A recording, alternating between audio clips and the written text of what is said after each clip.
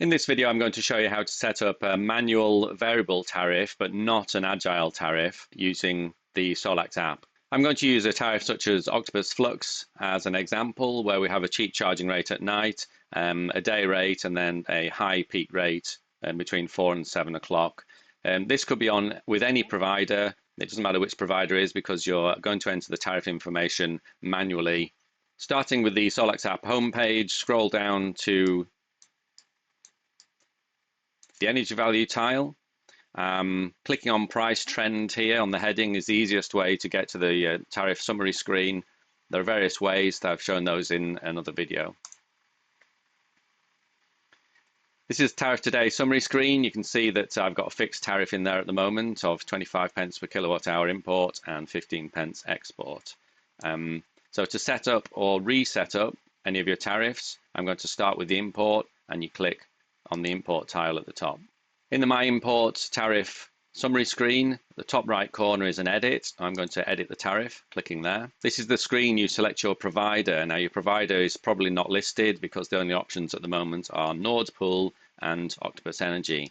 So for example, if I'm with EDF Energy, I would type EDF Energy there, and then click Next. This is purely for your reference.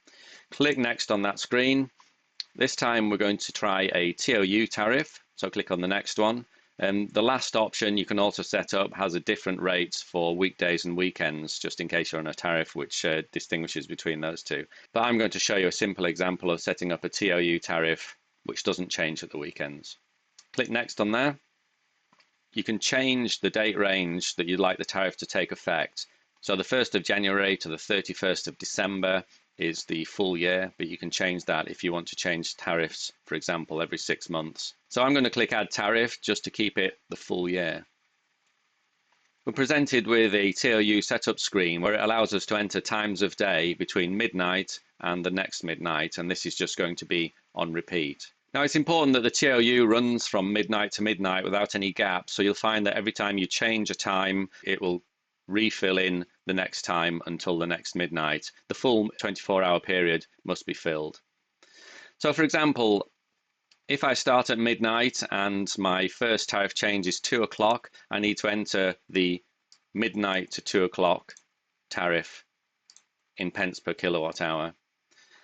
So for example here, if my day rate is 25, I'm going to keep it simple. It's not a real example. Then I would type in pence per kilowatt hour that this is the rate outside the cheap charging period or the expensive peak period. As soon as I select the time, you can see it fills in the next period to make sure we're filling the full 24 hours.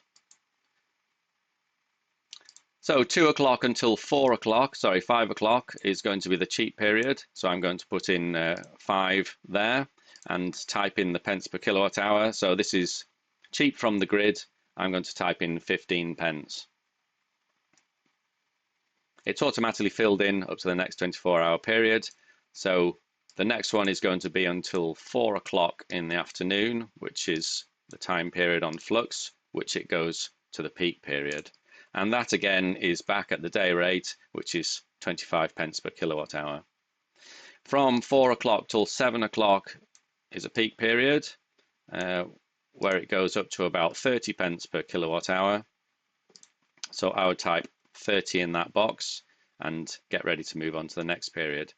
The last period is 7 o'clock till midnight, and then that is the standard day rate of 25 pence per kilowatt hour.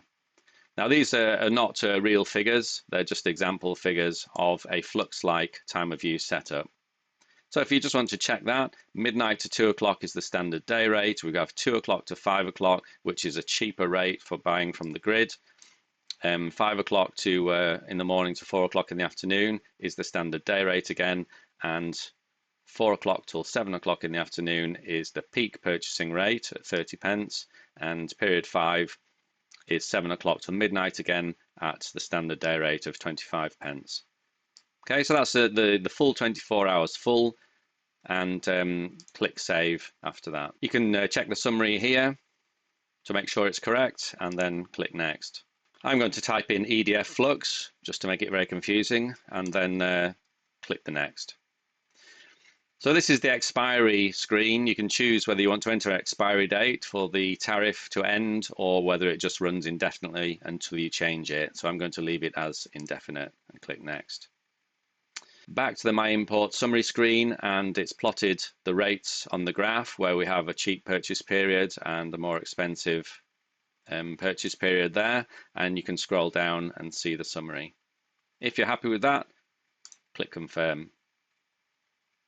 So now that's plotted it against my other fixed export tariff. So for the export, I'm going to change it. They've decided that I'm only going to get 10 pence per kilowatt hour. So we'll go through changing of the export tariff. Click on the export tariff tile. Again, in the top right corner, click edit. This time I've moved to EDF Energy. So I'm going to do EDF in capitals, and I'm going to click next.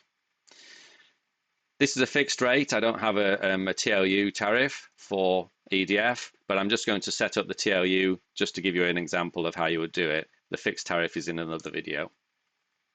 Click next.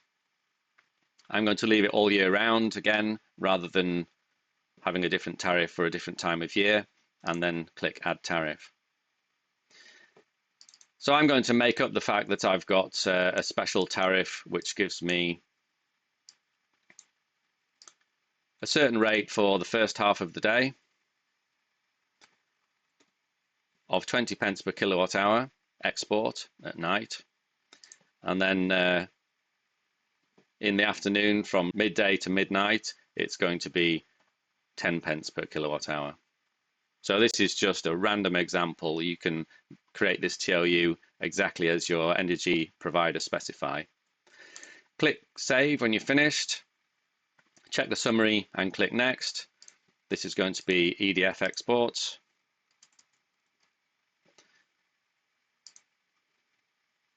And I'm going to let it run for an indefinite period. When you've checked the details, click confirm, and you can see the export tariff now plotted against the import tariff and battery SOC. As soon as you go back to the main screen, the graph will update and the new tariffs will apply from now on to the earnings and savings in the app. Thank you very much for watching, and see you in the next video.